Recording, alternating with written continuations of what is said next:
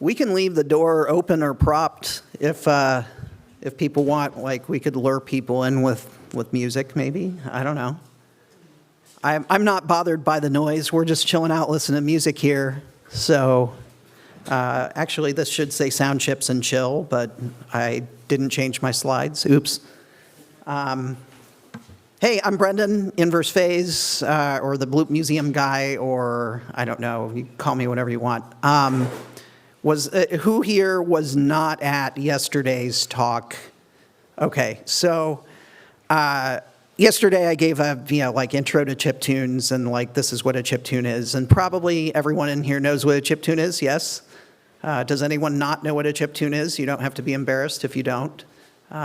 Basically, we're talking about specifically sound chips that play tunes.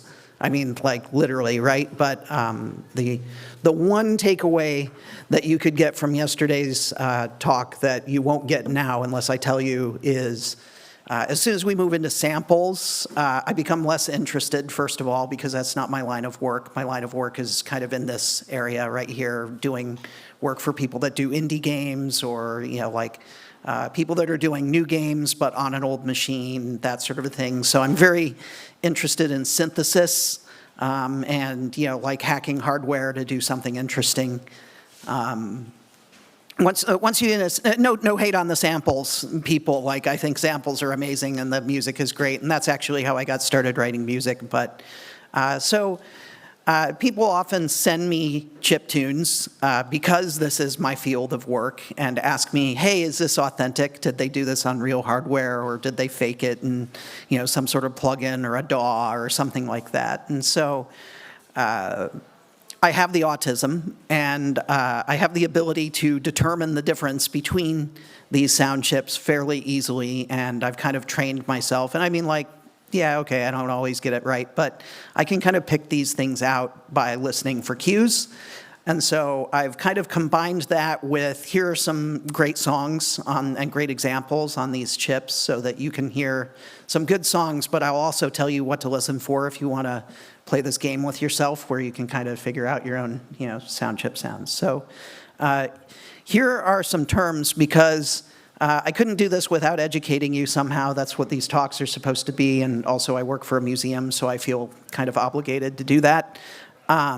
Understanding these terms and understanding a little bit about this will make going through these sound chips and their capabilities a lot easier for me, so I'll teach them to you now.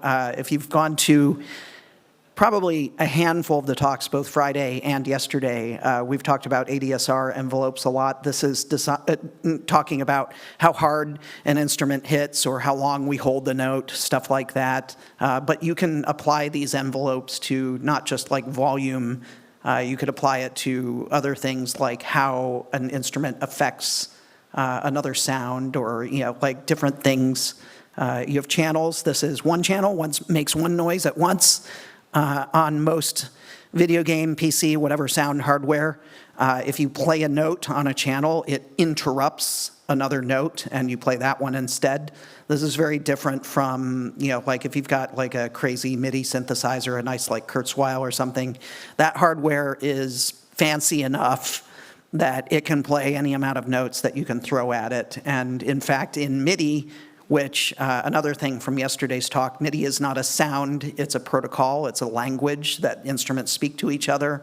You can be like, hey, jam all of this out on a baby grand, and if the instrument is capable of doing it, you'll hear all of those notes at once. But most of the sound hardware on your, your NES or whatever is super limited, so sounds cut each other off. Duty cycles, or if you want to call them duty cycles, haha, no. This is square waves. If you hear kind of a tinny sound, a square wave is thin. If you hear kind of a fat sound, the square wave is fat. That is the duty cycle, how fat or how long the wave is held on. Amplitude and frequency depth. These are the number of bits that you apply to these chips, but notice how this is different. The number of volume levels you can do on a sound chip is the bit depth of the amplitude, and the frequency bit depth it basically directly applies to how many pitches you can make. So one of our first examples will be the Atari 2600, which is largely considered to be kind of a pile of crap as far as sound, but it was better than anything that we had at the time. It's only 5-bit audio depth, so we have 32 notes that we can make at once, or not at once, like 32 different notes that we can make. We can actually only make 2 sounds at once on the Atari 2600, and they're not chromatically spaced, so everything sounds out of tune, and that's part of the frequency depth thing. Operators we'll talk about when we get into FM. If you have more operators, your sounds can be more complicated sounding, and the timbres can be more interesting. White noise is fuzzy McFuzz Fuzz Fuzzerton. It's kind of like Bodie McBoatface.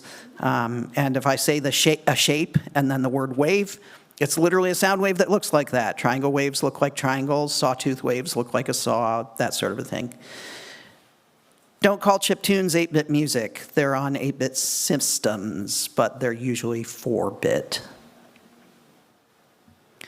In the beginning, we didn't have sound chips. Did anyone go to Becky's talk yesterday? She was talking about how, suddenly they really phoned it in on sound on the Apple II. Well, it turns out they phoned it in on a couple other systems too, the ZX Spectrum and the PC with no sound card. We're stuck with just a beeper. But I chose 3 interesting examples of sound that we would be pleased to hear from these systems. It turns out on the ZX Spectrum, a lot of people were writing their own sound drivers for ZX Spectrum games. Sorry, ZX Spectrum. Are there any Brits here? So in this example, we're actually getting a whole ton of, it sounds like discrete channels, but the person has actually written software to render multi-channel music and then poop it out to not even a sound chip, literally just twiddling bits and making a speaker go. So come on, video. I had this problem last time too. What's going on? Play button, please. Play button. There we go. Hopefully we will get some sound. The ZX Spectrum takes a second to boot. I'll try and skip forward here a little bit. Play. You might want to turn that down a little.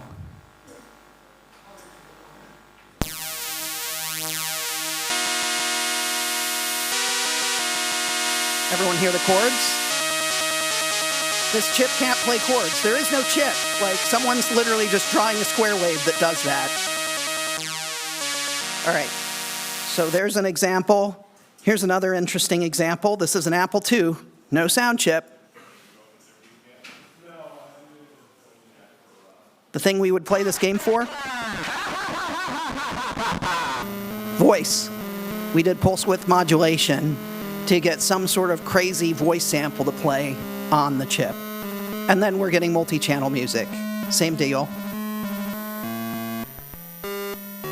Most of the PC kids would never hear anything like this. The PC adds an interrupt timer to the sound to the speaker, so we can basically tell the interrupt timer, "Hey, could you generate a square wave at this frequency?" And it would do it for us, and then we could go and do other stuff, right? So what we would do is fancy arpeggios and trills and that sort of a thing, and basically iterate between a bunch of notes. Chip tuners call them arps all the time, but piano players might call them trills. Oops, I said play button. You're going to get a spoiler every time I can't click a play button. I'm sorry about this. If you didn't have a sound card, it sounded like this.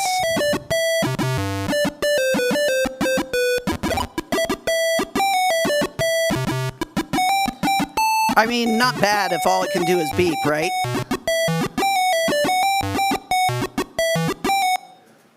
All right, so now we're going to move on to the thing that I just spoiled, which is the Atari 2600. And here you can hear some of these notes, notes in quotes, I suppose. Come on, really?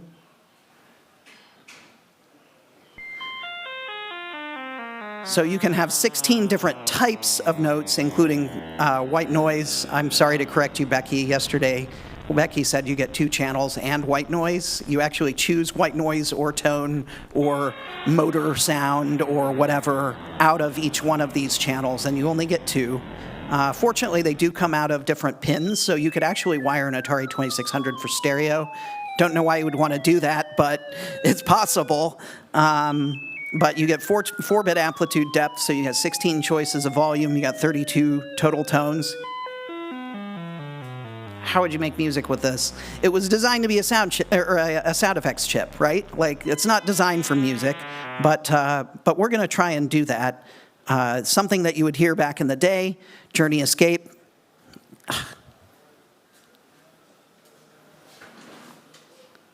I'm really not sure what the secret is to clicking a play button on this, but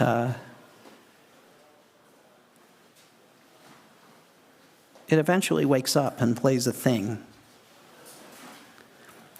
Journey Escape has this rendition of Don't Stop Believin'. And actually, this might be another Journey song, but I don't recognize it.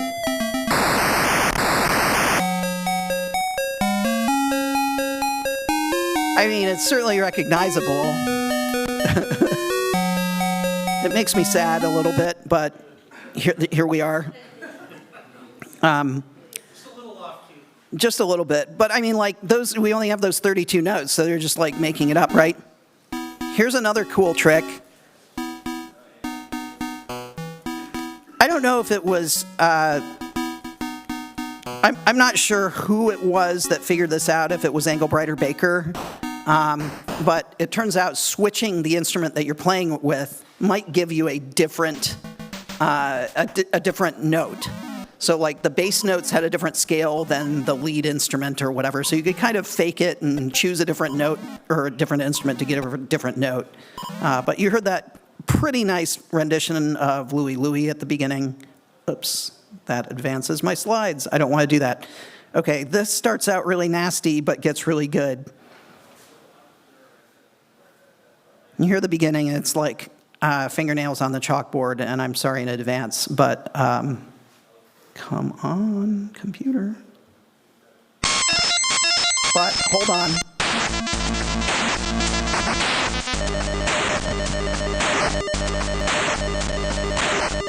Only 2 sounds at once.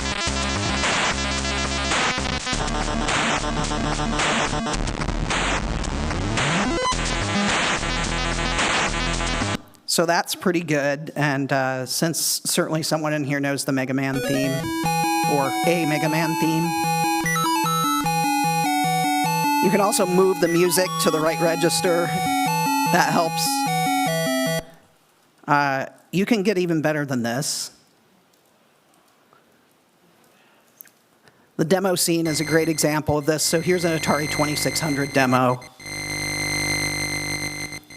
The sound isn't the only crappy thing on the Atari 2600. There's no frame buffer. There's only 128 bytes of RAM. So being able to see interesting, like, overlaying graphics and stuff like that on an Atari 2600 is pretty wild. Here, let's see if we can skip to, yeah, there you go. Stuff like this. I probably would have, like, lost it back in the day if I would have seen stuff like this on a 2600.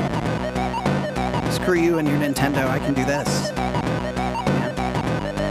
So that's pretty cool. Here's another, this is a cover of a demo. So someone did a modern PC demo with this, like, cool bang and dance track and dancers and whatever. And this person, Kaka Voltaire, did a Atari 2600 version of it. And actually did a pretty impressive job. Like, I really like this. This makes me smile every time.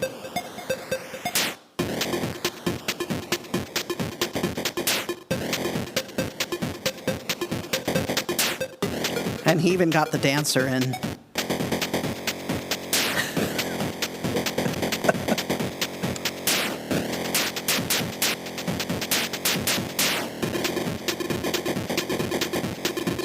So that was then, and this is now, right?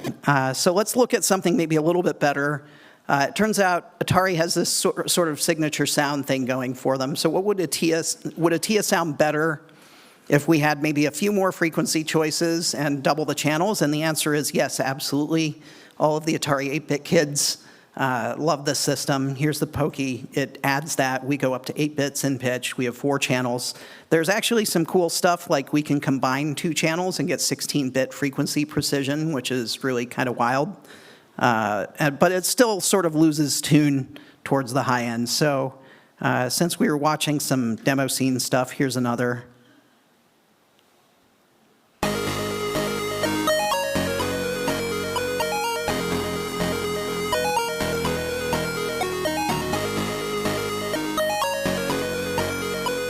This is possible on an unmodified Atari 800. Well, they might have a ton of RAM, but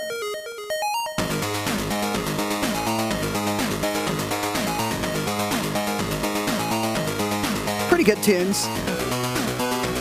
Not bad for a computer from '79. So if you want to hear, you might already be able to hear the detuning, but I found an example that you can really hear it pretty well.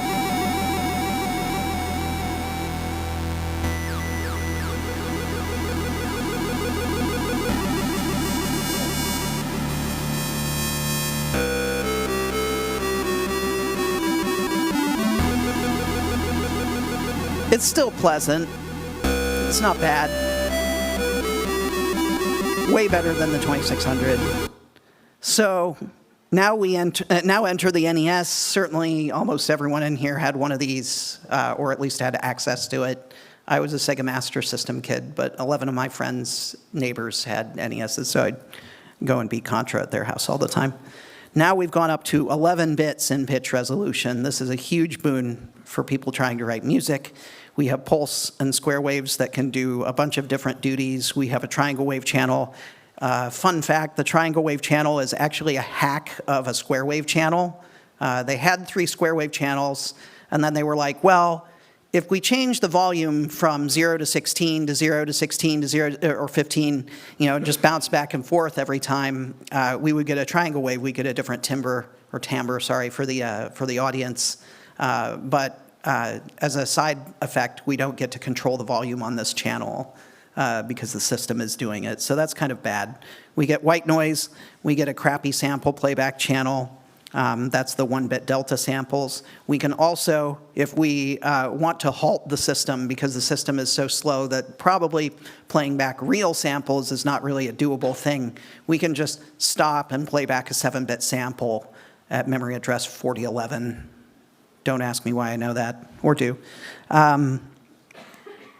I write NES music, so the old example I had here was a song from Vert for that he had done for Retro City Rampage, but apparently the video got taken down. So you get to hear some of my music instead. This is actually a game available on Switch, PC, and Xbox, but the music is authentically NES, and that was what they paid for. They wanted NES music. So this gives you an idea of what's possible on that.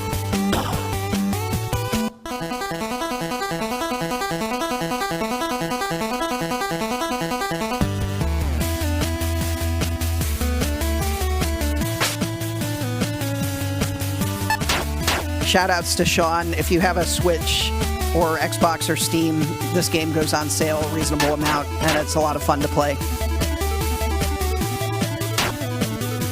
It's about beating people up in New York, which is, I think, what you do there. We're close enough to New York, you can try it for yourself. Also,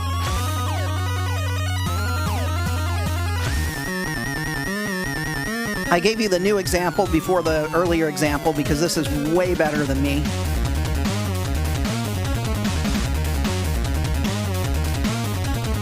Fallen Brothers are musical geniuses. One of them has passed away, rest in peace. But just incredible stuff. Also, shout-outs to Mr. Edwards, the person that wrote this game. He actually, I run a museum, Bloop Museum, if you didn't know already, and he donated his Cub monitor from one of his BBC micros to the museum. So we've got it there if you want to connect yourself with Silver Surfer a little bit more. So why? Really? There we go. All right. Having trouble playing sounds, and then they're all playing at once. Game Boy, it's interesting. The CPU is completely different. And on the NES, they took the sound hardware and literally shoved it into the CPU. There's no sound chip. And they did the same thing on the Game Boy, but now it's a Z80. And so they call it an X80 because they kind of like took a hacksaw to the corner of it. And that's where they put the sound hardware. So they decided that they'd actually let you program that triangle wave and decide your own waveform, and then that would repeat. And you can't really control the volume again. I think you can do like full volume or half volume.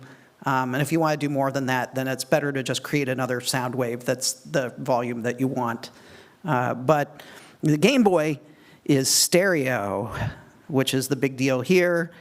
We fixed up the white noise. We've got a little bit more of a choice there, and kids love this because it's portable, it's easy to write music on the bus or the subway or at school or whatever, and chiptune shows, literally concerts based entirely around chiptunes, kind of sprouted up after people were like, oh yeah, I could just bring my Game Boy to a show and we could all play a concert. And so this is, there we go, click, an example of that. Way back in the past. You might recognize this cover. If you don't like it, I'm sorry.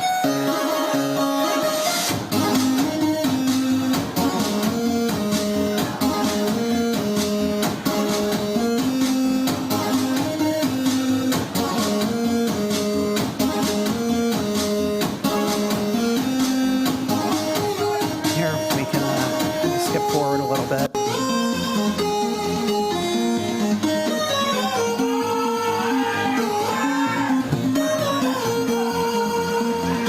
Hearing people shout and yell and dance and hoot and holler during chiptune shows like makes my day as a person that writes this. It's fun to play live shows, even if you're not really good at music like me. But Danimal Cannon is a master at everything that he tries. Here's an example of some of his Game Boy work, which sounds distinctly different from NES or Game Boy music. Starts out sounding that way.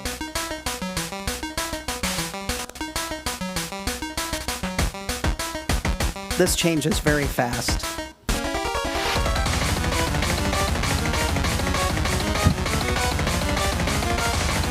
Do any metalheads? I see a couple over here.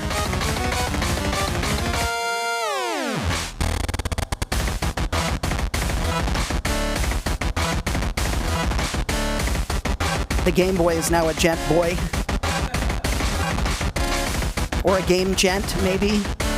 We could make both a music and a G-E-N-T and a DJ-E-N-T joke if we want to make bad puns. Okay, let's talk about the 8910. This is in the Intellivision is probably the most recognizable one, but this chip is in everything. There are 2 in a Tron arcade cabinet and like a ton of arcade machines and that sort of thing. Oh my God, 12 bits of frequency depth. But we're down to 3 channels, and on each channel we can turn on tone, white noise, both, or neither. And so there's an interesting quirk. You can get weird noises by turning white noise on multiple channels. Also, there is an envelope generator. And a lot of people notice that if you turn, the envelope generator is supposed to just make things go, plunk, or make your explosion kind of fade out, or, whatever. Like anyone that's played in a television game knows like kind of the classic sounds that were in the Intellivision games, and they reused and abused kind of explosion noises and that sort of a thing. But what if I didn't want my sound wave to fade out over the course of a second? What if I wanted my sound wave to fade out over the course of milliseconds? It turns out you can get different waveforms by just cranking the envelope generator up to max, and you start getting triangle waves or like something else. So shout outs to, I just met him, Dave. He's hanging out in the audience here, and he'll be giving a talk at 2 o'clock, so you should come to it.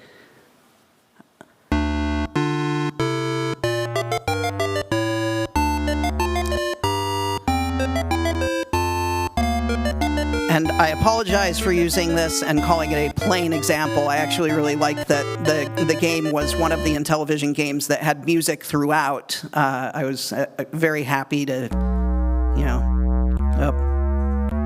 someone cranked up their recording a little bit too much. What's up? Oh, yeah. Everyone see the cool lasers? A little bit of spectrum analysis there. So this gives you an idea of what normally you would hear an 8910 sounding like. Here's another example. This one's a little bit clearer. I think someone literally tried to just record straight out of their Intellivision on the other one, which could be a good idea. This came out a little better. Any Metal Gear fans? But you can do crazy things. Here's a tracker.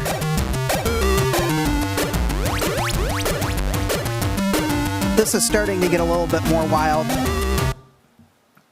Or here's another example. Let's see if we can just kind of skip ahead a little bit here. Hear more of those ARPs. This is a very European trick. If you weren't around for yesterday's panel, we kind of notice an interesting stylistic diversion. The Europeans love the ARPs. The Japanese love kind of weaving melodies and harmonies and switching and alternating and stuff, which is kind of interesting. Hello? Okay. So here's another Becky correction. I'm really sorry, Becky. She was saying that the SN76489 was way better than the AY38910. It's actually the other way around. This only has 10-bit frequency depth. We do have the 4 channels, and we can do some interesting tricks with this chip that are different from the 8910, but the white noise on this sounds like banging on trash can lids. Overall, I would say this is the lesser of the two. There is a cool thing, and that is that the Game Gear is in stereo, although actually the 3 sound chip channels on the AY are independently addressable, so you can actually send out, Trario? I don't know. Did we ever do 3-channel, 3 speakers? I mean, I guess it could be, you could call it 2.1 and just use a center channel. I don't know. So we've got stuff like the Sega Master System here, and you'll notice that all of these are the same. Listen for the trash can lids. That's how you pick this one out. Once the video, there we go.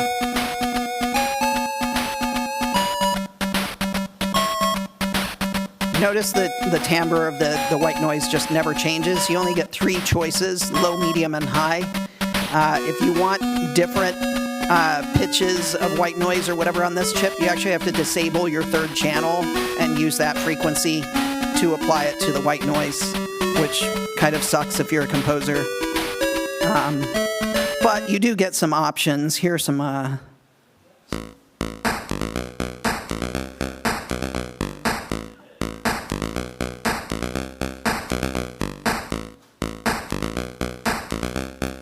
here, can we get a few more channels here? Someone was comparing different emulators and hearing it play. Anyway, here's Mega Man, since we were using that as an example, on a Game Gear. So you might, I'm not sure if this video is stereo. I think it might be. You can hear some examples of that. Come on. Really? How about just... But it's all square waves.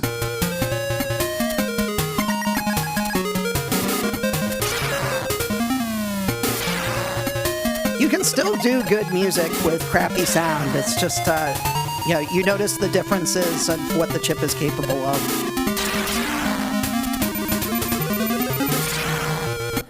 And last but not least, shout outs to Jim Leonard. He runs VCF Midwest with a bunch of other guys, Jason and Mike. Hey kids, 1980s computer games too boring for you?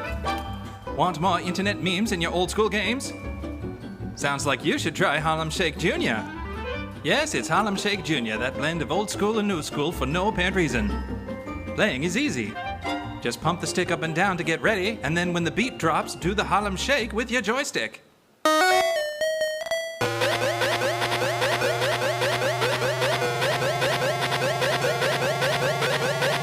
This troll would have worked better if it was maybe 10 or 15 years ago, but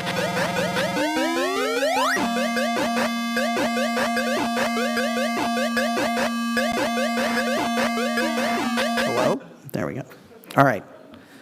Hopefully no one else is convulsing in the audience, but so here's our coup d'etat, and I'm sure plenty of people are familiar with this chip.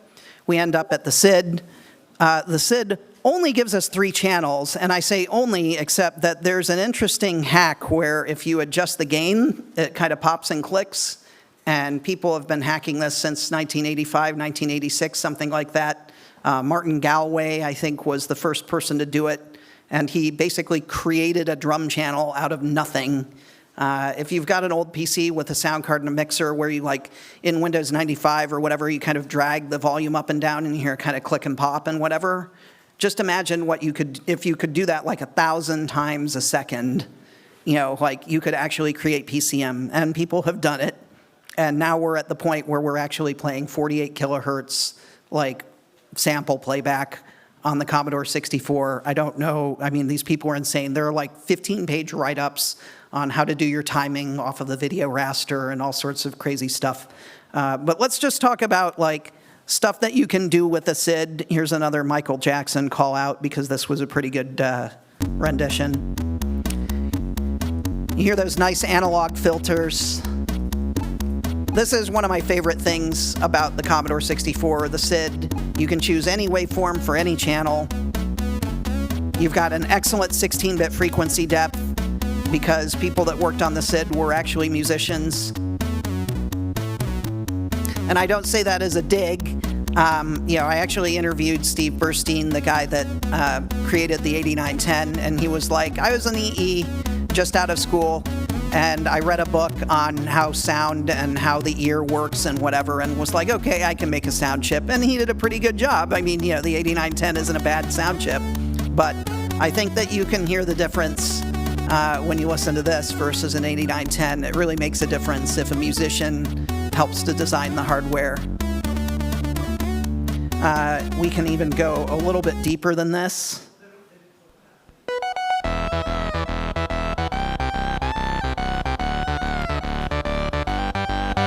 Again, I think this song probably would have worked better if it was 20 years ago, but it's still pretty good to hear just how hard this chip can hit.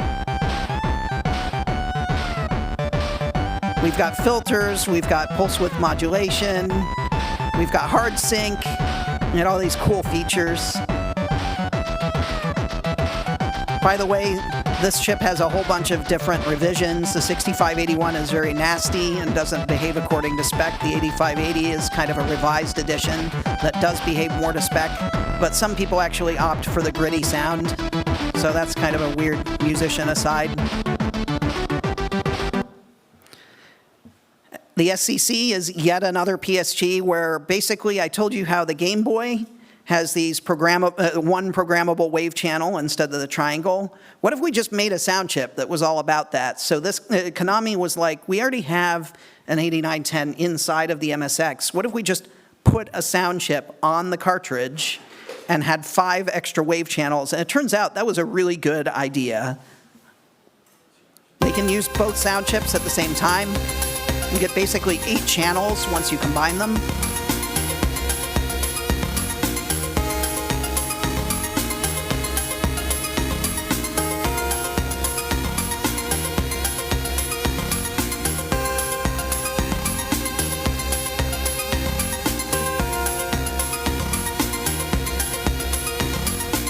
There's no white noise on this chip, so you better use it on your AY. But just really, you know, like kind of interesting sound. And this is where I call out, there's a program that I named yesterday that I'm gonna try not to name today, but it can fake this chip. And I think it's a cool piece of software, okay, but like, but everyone uses it to generate 8-bit remixes on YouTube, and none of them are like real or sound like they have any feeling because they're all just generated from MIDI files.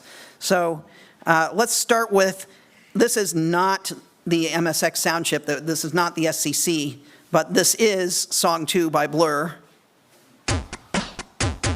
This is actually on a SID, which only gives us 3 channels, right? And this is what we can do with 3 channels.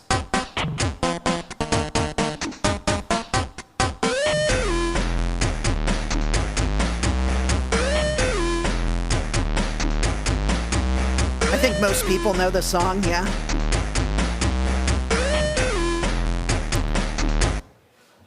Here's an 8-bit remix that an 11-year-old put on YouTube.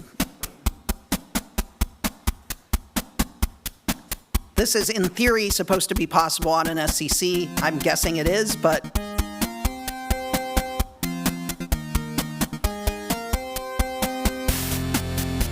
you hear those really short staccato drums or whatever? This is kind of a signature of this program. You can hear it also in this, in this 8-bit remix of Rammstein. And you'll hear exactly the same timbres of instruments and that sort of thing because no one ever plays with those or does anything good with this program.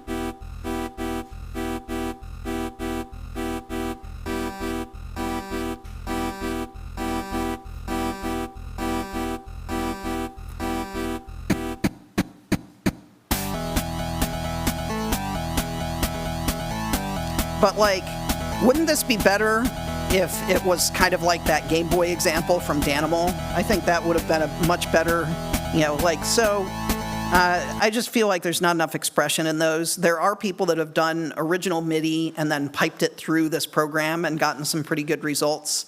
No hate on those people, just the people that are uploading shitty 8-bit remixes. Here is what this chip actually can sound like.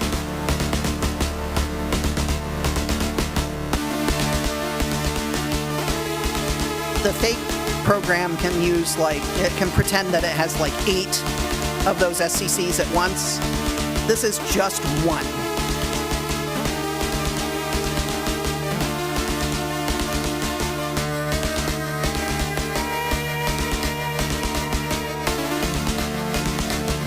It's all in the hands of the musician. So, sorry I keep on just cutting these off right when it might sound good. There's a lot of examples in here. But hopefully, and if you have any questions, you can come back and I'll tell you which game they're from or which YouTube video to look up. Here's the YM2203. We're going to get into FM now. This is an interesting chip because Yamaha primarily makes FM chips. But just as an example, the 8910 that we were listening to earlier got reproduced as the YM2149 by Yamaha. It's basically the only Yamaha chip that doesn't do FM at all. This one does FM, but also has a 2149 shoved in as well. So we get 3 channels of FM and 3 channels of PSG at the same time. And I think that the square waves really kind of help to make this chip sound more full. And here's an example of some music from Ease. Has anyone played Ease?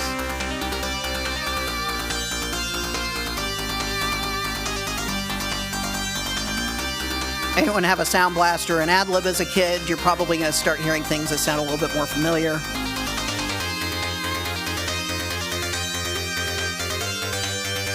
It's mono, it's kind of basic, it's only 2-op. Oh wait, it is it 4-op? It might be 4-op, but we only get those 3 channels. If we want to go to the OPN2, suddenly they've made this a 6-channel FM chip. In the Sega Genesis, they have a full Sega Master System, including the sound chip. And even though it's not the 2149, it's the SN76489, which is the kind of lesser sound chip. I think that, having those extra channels is great, and that's obviously why they didn't include the square waves in this. Probably people know Streets of Rage. Or Bare Knuckle, if you're in Japan. So those kind of quiet leads, not the pads, are actually the square waves.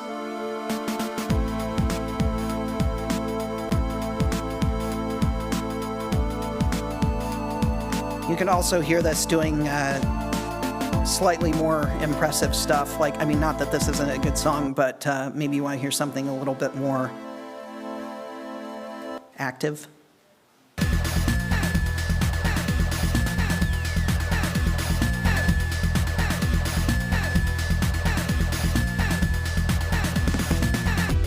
This is a very capable chip. I did an entire album of EDM, like random sort of, there's some like dubstep and some trance and some like drum and bass kind of stuff on it. It's called Biteration 1, Genesis of Consequence.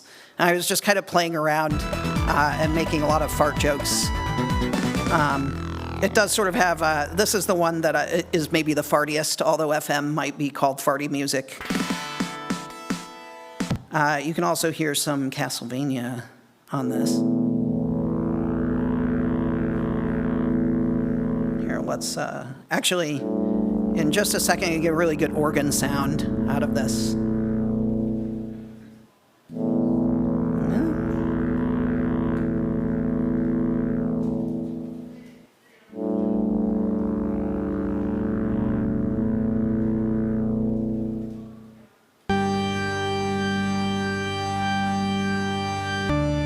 It sounds like a sampled organ because this is all generated using sine waves and overtones of sine waves and that sort of a thing.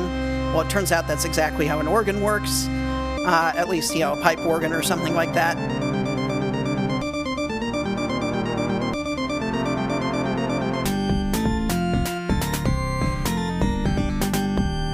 One interesting thing about this, unlike Bare Knuckle, which I'm sure uses samples, over here we have no samples being used for these drums. So they're actually using an instrument that generates a sine wave that drops in pitch to create a bass drum and like a snare, add some white noise to that, stuff like that. Here is one of my favorite FM sound chips. We've added 2 extra channels, so now we've got 8 channels. Also in the X68000, you've got a PCM DAC, or this is also in arcade machines a lot. So if anyone went to Silver Ball last night, you might have played on a machine with a YM2151 in it. Some people don't pair it with a DAC. That would be like early Atari stuff. They would actually pair it with one of their PSGs, like a Pokey, for sound effects, so that all of the FM could be the music. But when you pair it with a DAC, and Sega would do this, anyone played like any of the Outrun or Thunderblade or any of those like kind of mid-'80s Sega games, Sega had their own kind of solution called Sega PCM, and they would pair that with this DAC and it would sound really good, especially if you listen to it in stereo. The 2151 is stereo, and you could pair it with stereo DAC, get some really good results. Here's something where we're not using samples at all.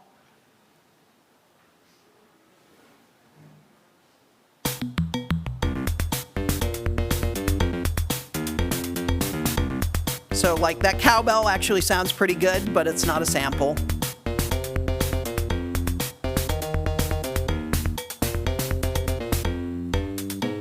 Has anyone not played Paperboy?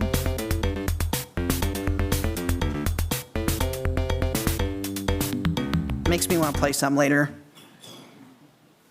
But here we get to X68000. So on the X68000, we have just 1 channel for PCM. We might be able to software mix it to 2, but just listen to how great this sounds.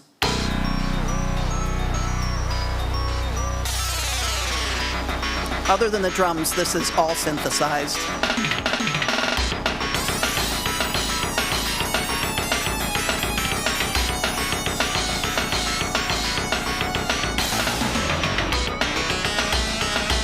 There are some really awesome, even if it sort of has that, like some people call it like the MIDI guitars sound, even though MIDI, again, is just a protocol. Like there's some amazing like metal tracks in FM that I love a lot.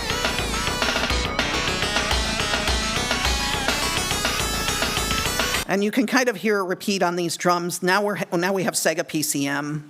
Actually, let's go over here to, this is also X68000, I think. Here's some more Space Manbo.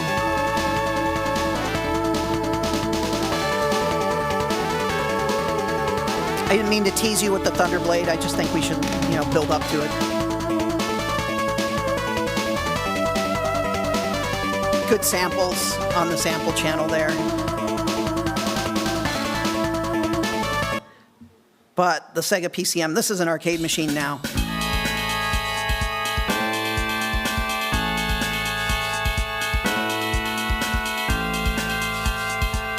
What happens when you give a jazz musician a Sega arcade machine? What can they pump out? There are all these like really kind of like jazz bangers that came out of Sega in this time.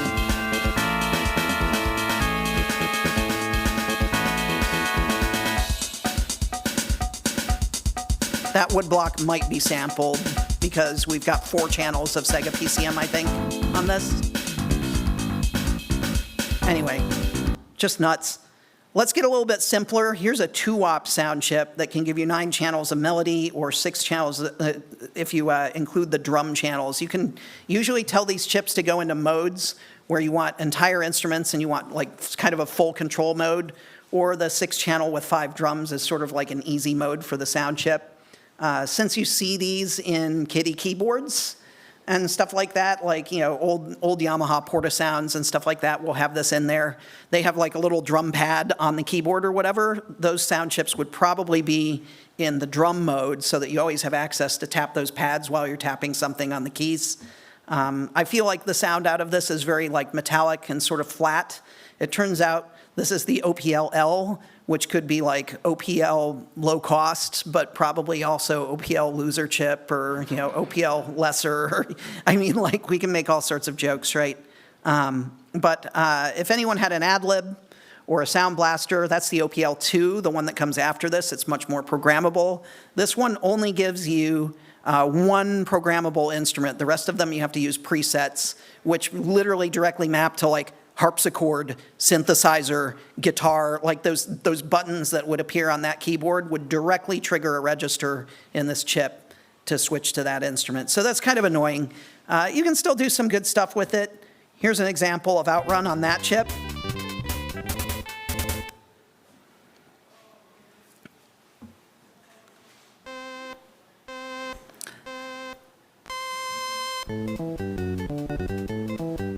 Pretty straightforward, basic, simple. One of the reasons that you're not hearing all of these all of these channels on this sound chip is Sega had a thing that would automatically port a PSG soundtrack written for the SN76489 to FM. So they would write all of these 3-channel like PSG songs, and then they would be like, oh, well, what if we played it on FM? Well, maybe we could just pipe it through this kind of filter chain and send it out to the FM chip instead. It would have been better if maybe they would have like piped out the sound effects to the PSG chip, which is still in this Sega system, and then only put the music on, you know, the FM chip or something. There are a bunch of options here. But if you want to hear how good this sound chip can sound, let's put ourselves right at the end here so that I can hit play on this. Stop playing the game. There we go. This can sound good. And I've also chosen specifically something that doesn't really use the 8910, so you're not hearing PSG sounds right now, just the FM chip.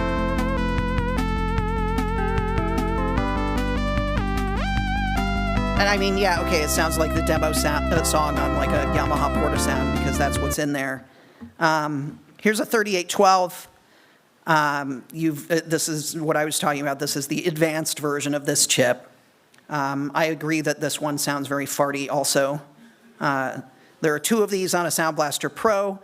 On the Sound Blaster Pro 2, this is where it changes. So if you have a Sound Blaster Pro 1, it's this chip. If you have a Sound Blaster Pro 2, they actually invented something called the OPL3, which is just 2 OPL2s. And you can actually do quadraphonic sound out of the OPL2 because they you can disconnect them somehow, which is a thing you can do with the 2GS also, actually. Just like the stereo mod on the 2GS, you can also do a mod to get 4-channel output and do surround sound. If you're interested in that, I don't know if it's still available. There's a sound card called the 4Sonic, and I wrote the demo track for it, which is why I know this. So there is a demo track that's capable of doing surround sound and quad sound. But everyone probably knows these examples. Duke Nukem, not 3D, with ad-lib music. Come on, you can do it. And you can actually hear a perfect example of what I wish they would have done on the master system. All the sound effects come out of the PC speaker, but the music is coming out of the ad-lib. This probably is an easy way to go for the programmer. Not that it's a bad choice, but that way, you can just kind of add a music driver if they have a sound card, or take it away if they have shit sound.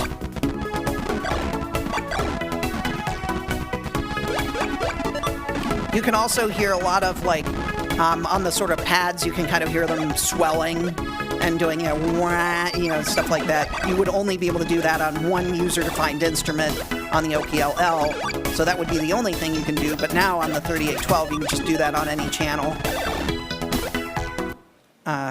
Maybe shout-outs to Mr. Robert Prince.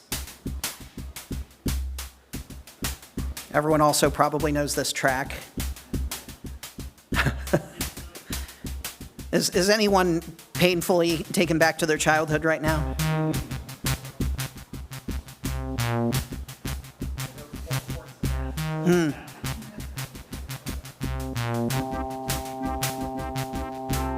But better examples of instruments, you can hear how these at least have some sort of, like timbre change compared to the OPLL.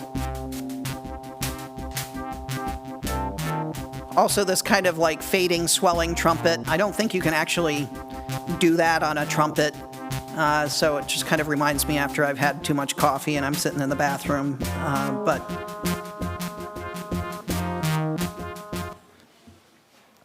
this is not YM3812 music, but I figure anyone that has had a PC or been on a PC or enjoys PC gaming might enjoy this. There's this dude that does something very extravagant and very cool called the Flopatron. But this is pre-Flopotron, when we were basically getting, PIC controllers or like Arduinos or whatever to bust up MIDI and just send it to 4 floppy drives. And this guy did a really good job of this and plays live on a keyboard, and it signals the floppy drives. But the thing I like the most is he chose to send bass notes to the 5 1/4 drives and treble to the, 3 1/2s and whatever.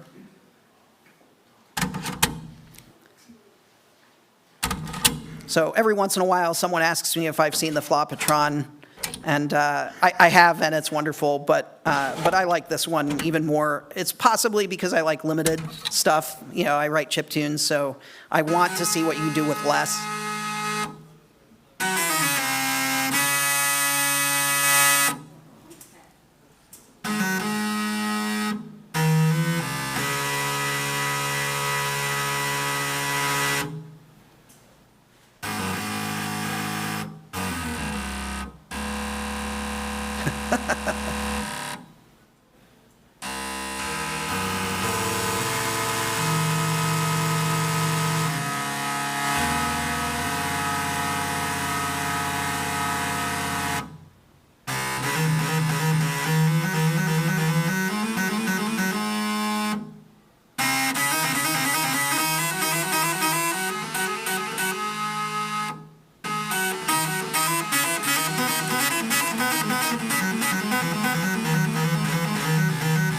I'm about out of time. I've just got one more slide. In fact, let's just kind of skip ahead real fast. This is kind of the end of FM. Yes, there is an OPL4, which has crazy waveform capabilities and that sort of a thing. But if we're going for kind of strictly FM chips, I feel like the OPL3 is where we stop. Or, if you have a DX7 with something even crazier than this. So here's something by my buddy Carl, which can give you an example of just how much you can do. Someone might recognize this.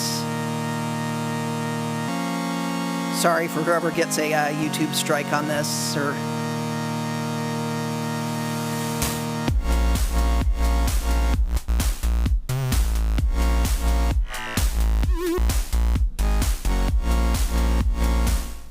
this is straight up possible on a Sound Blaster Pro or better. And this is all synthesis. You can do more than that. Here's an example, just to give you of non-techno. Oh my God, I just sent a called dubstep techno. I'm old. Anyway, just a great example of some of the stuff that you can do with all of these sound chips. Hopefully you can tell them apart a little bit differently. Hopefully you can kind of, like be like, oh, I really like that sound chip. Maybe I'll go listen to some music on that sound card or something like that. If anyone has a question, I can answer it real fast before I run out the door, and then I'll probably go over to the speaker lounge down the hall. Thank you. That was fantastic. Appreciate it. Yeah. Thanks for coming.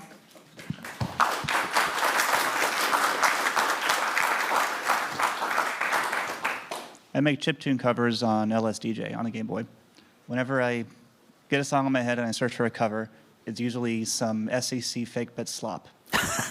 Same. And then I go and I try I to could make do a better better. version. Yeah. Yeah. So the question is, if you were going to explain to someone, for some reason, the fake bit slop is so much more popular, if YouTube is any indication. If you were going to explain to someone that had no frame of reference and didn't care about any of this, why preferring music that was painstakingly made on real hardware where you tweak every instrument to get it just right, why that is better than fake bit slop in a way that didn't sound like being a gatekeepery douche. How would you explain it?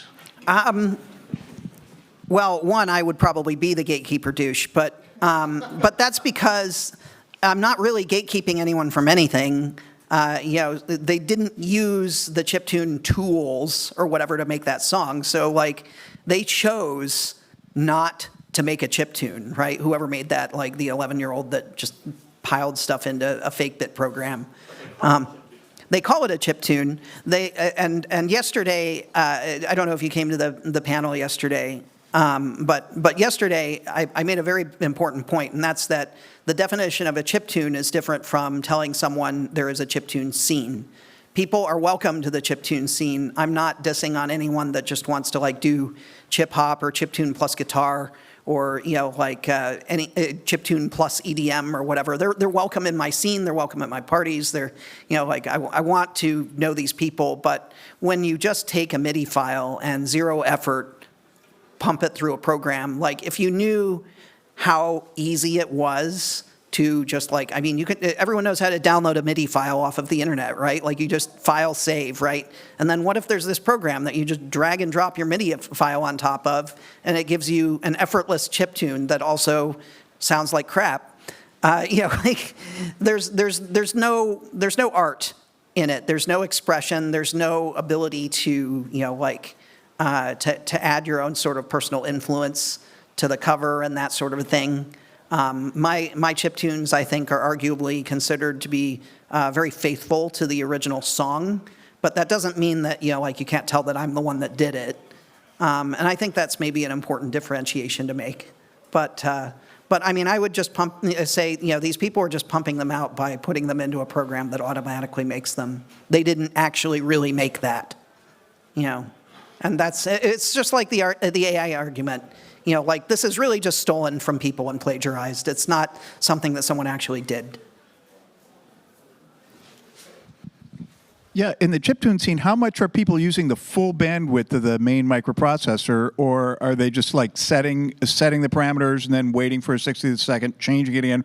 You could get much more elaborate vibrato or something like that if you were using the whole microprocessor. So what's the difference between that? The biggest thing is that most people in the chiptune scene are using ready-made development tools and software and that sort of a thing. If the development tool that they're using allows them to use more CPU and do stuff instead of just updating on VBlank, updating on HBlank would give you a bunch of, that's probably what you're talking about. So you can update the sound chip more often than 60 frames a second, but a lot of people don't do that just because the sound hardware and the video hardware and the program itself that they're writing the chiptune in are just kind of trained and locked to that. So, some of these people making chiptunes aren't programmers. The people that are making chiptunes that are programmers probably have more exotic sounding stuff.